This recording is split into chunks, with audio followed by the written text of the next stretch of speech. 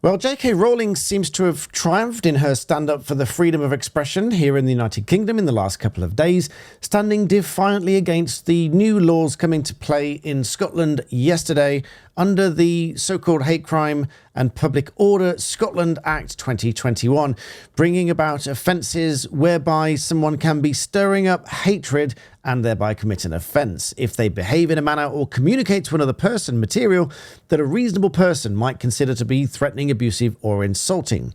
Or, in the alternative to this offence, anything to do with these characteristics being age, disability, religion, sexual orientation, transgender identity, or variation in sex characteristics, which most people would refer to as sex.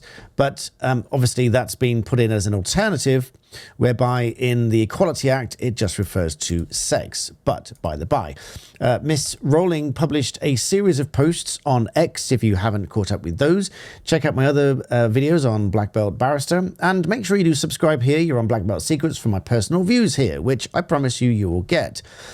She published a thread of 11, I think, posts, and then one essentially challenging the police to say, arrest me, if they believed that she'd committed an offence. Even Prime Minister Rishi Sunak stood up for freedom of speech, saying that we have a proud tradition of free speech.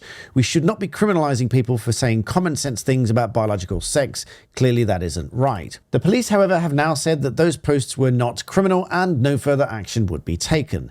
But not before thousands of complaints were received by the police, once more proving the point that this law is just too broad and quite arguably too vague, because it relies on what a reasonable person is going to think is threatening or abusive. But individuals are going to make complaints about something even if there is no merit in that complaint, thus swamping the police with complaints that they just don't have the resources to deal with, when not just a month ago they said they don't have the resources to deal with every offence, including some of those that include theft and criminal damage. So how on earth is anyone going to expect them to investigate every complaint, although they pledged to do so, that's filed under this new law, when thousands of people are arguing online and therefore thousands of people are going to complain about what other people have said online that they might find in their own mind threatening, abusive or insulting? To get an idea for myself for this situation as to what people think, I posted on X to say, do support J.K. Rowling.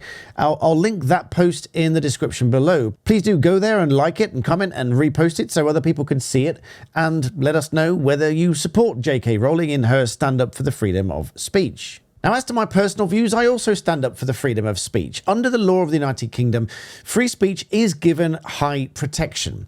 The law protects not just ideas and the substance of those ideas or the information that we express and convey, but also the tone and the manner in which that information, ideas and substance is conveyed. Journalists and creators like myself are all entitled to convey ideas and information, substance, questions in any tone and in any way that we desire, including that which might be provocative, controversial, it might upset people, it might be shocking, and it might alarm. That doesn't make it wrong. It doesn't make it harassment. It doesn't make it abusive and insulting and threatening as the new laws here suggest. Just because somebody doesn't like what someone has to say doesn't make it insulting, abusive, or threatening in any way whatsoever. In order for any communication to cross the threshold beyond any proper exercise of free speech rights in the United Kingdom, which is protected by Article 10, the freedom of expression in ECHR, it would have to become something that is more unreasonable and oppressive.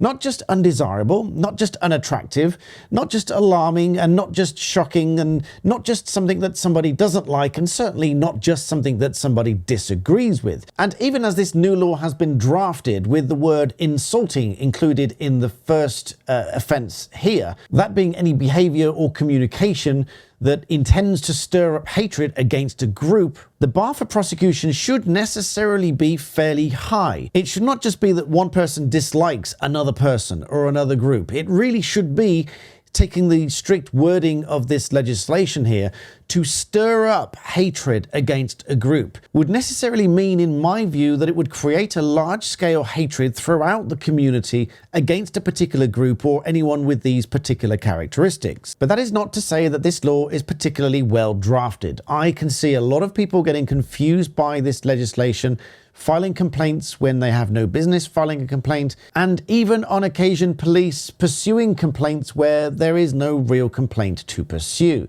Now, I understand that this law was delayed in coming into force because police have apparently been trained in how to respond to complaints when they come about after this law came into force. But as I say, for now at least, it seems to be a triumph on the side of free speech in that the police are not going to pursue J.K. Rowling for her posts on X, and that should also help to set levels of expectation when other people post on X or other platforms as to whether the police, in Scotland at least, will pursue them for those offences. But anyway, I found this a particularly interesting couple of days. Please do like the video, leave me your comments, make sure you subscribe to the video, ring the notification bell so you get notifications of new videos, and as always, thank you for watching.